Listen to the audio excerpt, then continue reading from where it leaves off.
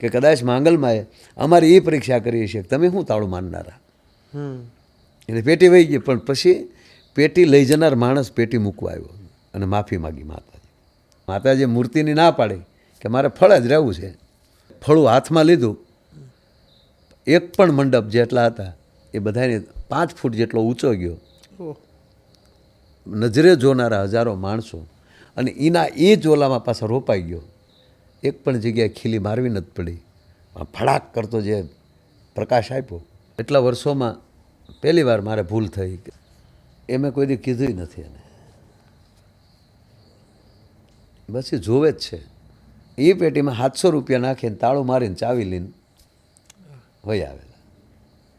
તાળાનો તો સવાલ નહોતો, પણ જ્યારે એ ખોલ્યું તો લાખ જેવી માતબર રકમ નીકળી. ક્યારે એમ થાય કે માં જગદંબા ક્યાંક ખોપા કરતી હોય? 100% કરે છે.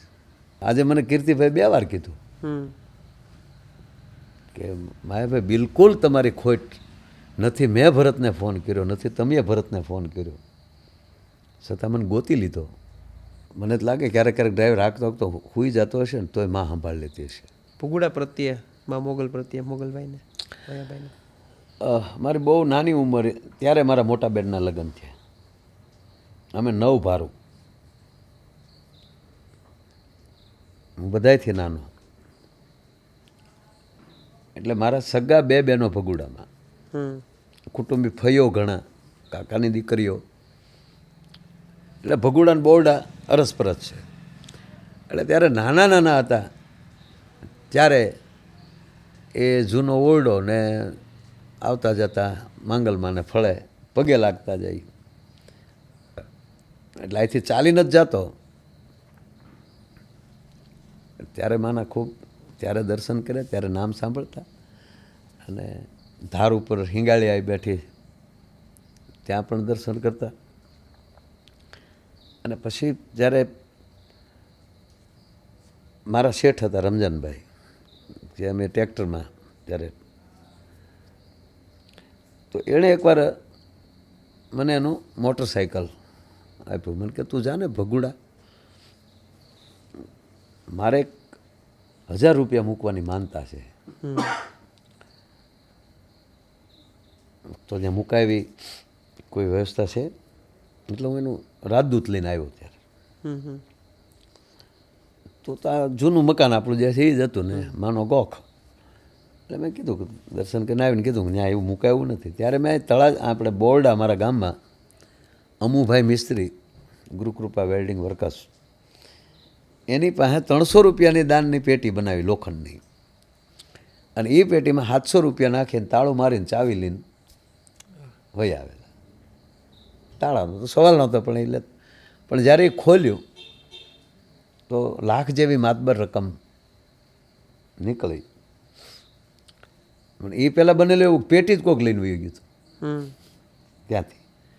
કારણ કે ઓરડીને તો તાળું હતું નહીં, પેટી જ હમણાં હતી. તો અવળી પેટીને અમે પછી નક્કી કર્યું કે આપણે તાળું દીધું શું કામ? એટલે મને એવું લાગે છે કે કદાચ માંગલમાએ અમારી એ પરીક્ષા કરી છે તમે શું તાળું માનનારા. એટલે પેટી વહી ગઈ, પણ પછી પેટી લઈ જનાર માણસ પેટી મૂકવા આવ્યો અને માફી માગી માતાજી. અને જોયું તો માતબર રકમ લાખની આજુબાજુ. એટલે બધાને શેઠે બધાને બોલાવીને કીધું કે ભાઈ દર્શન જ માણસો આવે છે, આપણે ધ્યાન નથી દેતા. હો વાડીઓમાં રહે પોતપોતાની રીતે. અને સાહેબ સીધા મંદિરના પાયા નાખ્યા માતાજીને પૂછીને. એટલે માતાજી મૂર્તિની ના પાડી કે મારે ફળ જ રહેવું છે. અને હાવ પ્રસિદ્ધ પ્રતિષ્ઠામાં થયું કે સાહેબ 108 કુંડી યજ્ઞ હતો. હવે 108 કુંડી તો જગ્યા કેવડી થઈ, મંડપ કેવડો થયો, યજમાનો એટલા તો એટલું માણા. પણ કોઈ ભુવાની કે કોઈ વ્યક્તિની હિંમત છેલ્લે દિવસે જે ફળું મંદિરમાં આપણે પધરાવવાનું હોય તો ફળું કોઈ લઈ શકે, કોઈની હિંમત ન ચાલી. ત્યારે આ જ ગામના ભગુડા જ ગામના ગોરબાપા, એ શાસ્ત્રી પણ અત્યારે બરોડા રહે, એ જ આચાર્યમાં હતા. અને એણે કીધું કે માં હું તો તમારો ગોર છું અને આપના હુકમથી જ આ કર્યું છે અને આપને ખાલી મારે મંદિરમાં પધરાવવા.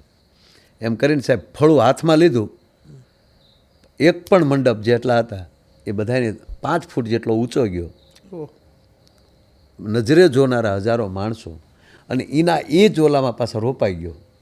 એક પણ જગ્યાએ ખીલી મારવી નથી પડી.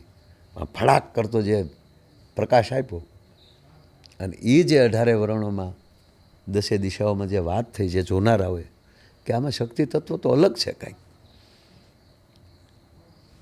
એ અદ્ભુત દ્રશ્ય જે બન્યું એ ત્યારથી જ માતાજીનો પછી દર વર્ષે પાટ ઉત્સવ ચાલુ કર્યો. ઈશ્વરદાનભાઈ ઘણા પ્રોગ્રામ કર્યા ત્યાં પહેલાં, અને પછી આ મેં કીધું એમ કે 9મા 10મા પાઠથી કીર્તિદાનભાઈ, મહેશદાનભાઈ ખૂબ જોડાણા અમારી સાથે, માર્ગદર્શક તરીકે એ રહ્યા. ભીખુદાનભાઈ, અને દર વર્ષે મા મોગલ શક્તિ એવોર્ડ દેવાનું શરૂ કર્યું. તો એ બાને માના ઉપાસકોની ચારણોની પૂજા થાય 18 વર્ષના. કોઈ પણ કોઈ માતાના ઉપાસકો જેણે જેણે લખ્યું છે તો જ્યાં જ્યાં એવું લાગે પસંદગી કરીને આ એવોર્ડ દેવાનું ચાલુ કર્યું કે માની પ્રસાદી ઘર ઘર સુધી પહોંચે, એ જ ભાવ. ભાઈ આ ડાયરાના ક્ષેત્રમાં આજે કચ્છ પ્રોગ્રામ છે, બીજેથી પાલનપુર હોય, વલસાડ હોય, વળી સુરત હોય, આ રીતે સતત રોડ ઉપર રખડવું, સતત રોડ ઉપર અવર જવર કરવી, વાહનમાં જવું, ક્યારે એમ થાય કે માં જગદંબા ક્યાંક રખોપા કરતી હોય? 100% કરે છે. એ એના વગર તો થઈ ન શકે. કારણ કે માનો કે અહીંથી સુરત જવું છે તો ફ્લાઇટ થઈ ગઈ છે, એવા કિલોમીટર તો નીકળી જાય છે. છતાં દર વર્ષે 1,10,000 કિલોમીટર, 15,000 કિલોમીટર, 1,00,000 કિલોમીટર, 1,00,000થી નીચે નથી રહેતું એટલું તો તમે રોડ ઉપર ચાલો છો. એટલે મને જ લાગે ક્યારેક ક્યારેક ડ્રાઈવર હાંકતો હાંકતો હુઈ જતો હશે ને તોય માં સંભાળી લેતી હશે. મારે તો લાલાને ટેવ છે ઘણીવાર, પછી મારે કહેવું પડે કે હવે સાઈડમાં રાખી દે ને, તો એ કે ના ના જાગું, અરે ભાઈ હુઈ ગયેલો છો. એ 100% ભરોસો, પૂર્ણ ભરોસો, એમાં કોઈ દી અવિશ્વાસ નથી. એના કામ એ જ કરે છે. વાહ. ગાડીની વાત આવી તો માયાભાઈ ગાડી કેટલા સુધી ચલાવી લે? એવું આમાં ન કહેવાય, પણ ખુલ્લું હોય અને મારી નજર, એટલે મારું એક ડ્રાઇવિંગ તો એ અલગ શોખ છે. એટલે હું મારા ડ્રાઈવરોને કહું, ડ્રાઈવરની નજર અમ્પાયર ઘોડે હોવી જોઈએ, આખું ગ્રાઉન્ડ દેખાવું જોઈએ. વાહ. નગર ઘણાનું હોય તમારી સામું જોવું તો કેમેરો ન દેખાય ભાઈ, પણ કાન જોઈ લેવાની, પોતાના કાન જોઈ લેવાની જે તાકાત હોય ને એ ડ્રાઈવર કહેવાય. વાહ. નગર આંખ ન ભાળે કાન, પણ ડ્રાઈવરના આંખ ભાળવી જોઈએ. એટલે ખુલ્લું હોય તો એ જે ગાડી હાથમાં લીધી મીટરે એનાથી પછી વધારે હાલે નહીં ત્યાં સુધી હાંકી છે. એ દરમિયાન ક્યારે એવું થયું કે ભાઈ અકસ્માત થતા રહી ગયો અને એમ થયું હોય કે? કારણ કે મેં કીધું ને કે રોડ ખુલ્લો હોય, પરફેક્ટ હોય તો તમે વાયડાઈ કરી કહેવાય. વાહ. એટલે એ ખાસ કુશળતા સાથે, તમારા બેલેન્સ સાથે ચાલવું, અને એ પણ એવો રોડ હોય અને ખુલ્લું હોય ને ઘડી કાંક હાંકી લેવી છે તો. બાકી તો સામાવાળો ભૂલ કરીને બેસી જાય, તમે ગમે એટલા કંટ્રોલમાં હો. એટલે એવી કોઈ ખોટી અજડે નથી, પણ એક સ્પીડ તો હતી જ મારી પાસે. આપણે વાતની શરૂઆત કરી ત્યારે તમે કીધું બધું ભૂલ્યો છે કદાચ, પણ આહિર છું એ ક્યારેય નથી ભૂલ્યો.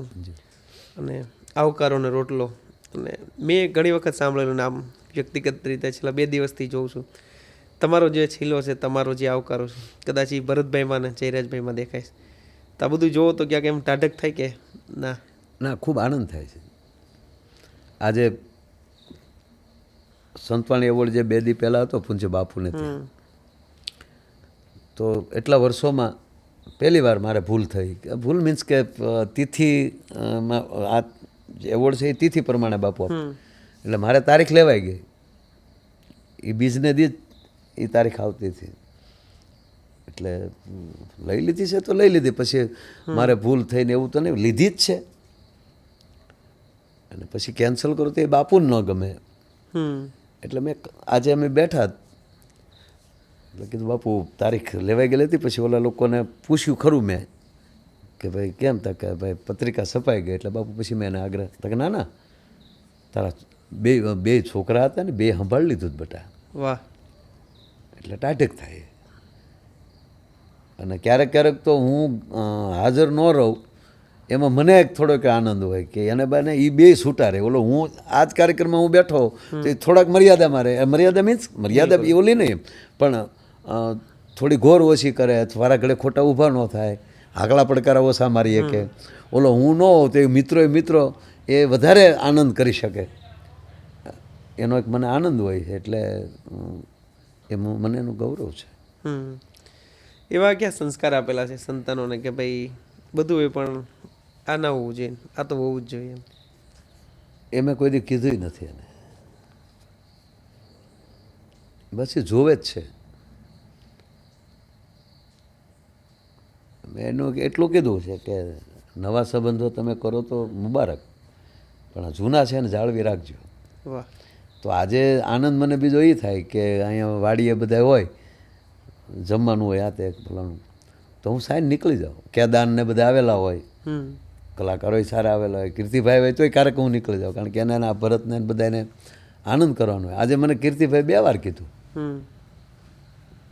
કે માયાભાઈ બિલકુલ તમારી ખોટ નથી. મેં ભરતને ફોન કર્યો નથી, તમે ભરતને ફોન કર્યો, છતાં મને ગોતી લીધો અને બિલકુલ તમારી ખોટ વર્તાવા નથી દીધી. બસ આ મારા માટે મોક્ષ છે. વાહ. મૃત્યુ તો એને કહેવાય કે તમારા અબળખા બાકી હોય ને નીકળી જાવ, એને મૃત્યુ કહેવાય. બાકી તમે હાજર છો અને બધા સપના પૂરા દેખાય તમને, કોઈ અબળખા ન રહે, એ જ મુક્તિ, એ જ મોક્ષ.